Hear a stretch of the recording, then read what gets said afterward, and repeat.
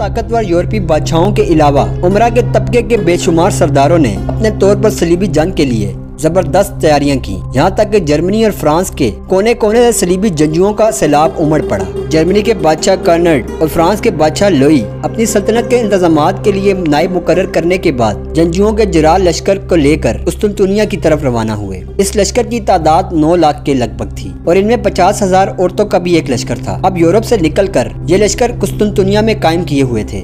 मेरी बदकिस्मती, मैं भी अपने अहले खाना के साथ लोई के एक लश्कर में शामिल हो गया। मेरा मकसद सलीबी जंग में हिस्सा लेना नहीं था, बल्कि अपने भाई के पास आना था। मेरे भाई का नाम समरून है। कुछ अरसे पहले वो यरूशलेम की जियारत के लिए आया था, फिर वो अरबा शहर में आकर आबाद हो गया, वापस फ्रांस नहीं गया। इसके मुतालिक खबरें मिलती रही। आखिरी खबर जब मुझे मिली तो वो ये थी कि कुछ अरसे इसने यरूशलेम में क़याम किया, फिर इसने अरबा में आके मुस्तकिल रिहाइश कर ली।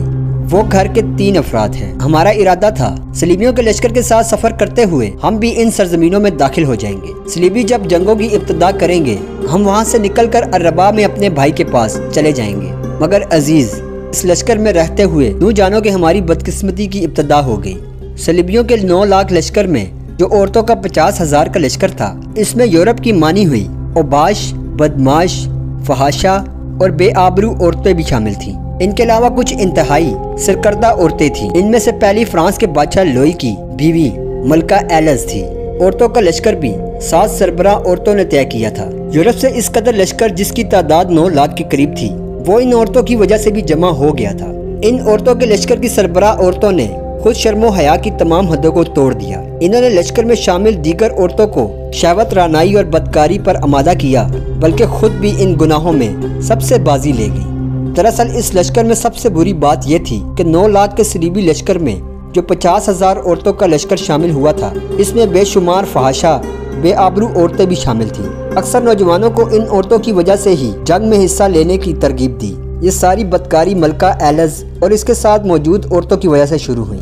मेरे खानदान की बदबख्ती कुछ इस तरह से शुरू हुई कि 9 लाख के लश्कर के इस सलीबी लश्कर में अंदलुस के शहर फिनिश नामी एक नौजवान जंजू था। खूबसूरत लड़कियों का बड़ा शदाई और रसिया था। इसने लश्कर में मेरी बेटी मरसीमा और मेरी बेटी जो मर चुकी है, इसको देख लिया और तहैया कर लिया कि वो इन दोनों को हासिल करेगा। मेरी इज्जत ने यह गवारा न किया, लिहाजा सिर्फ और सिर्फ अपनी बेटियों की इज्जत को बचाने के लिए मैं भाग निकला।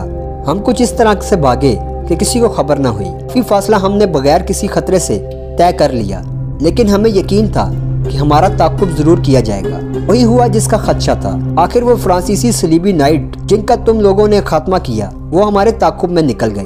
हमें उम्मीद थी कि हम मुसलमानों के इलाके के करीब, लिहाजा बच जाएंगे, लेकिन वो इन इलाकों में भी दाखिल हो गए।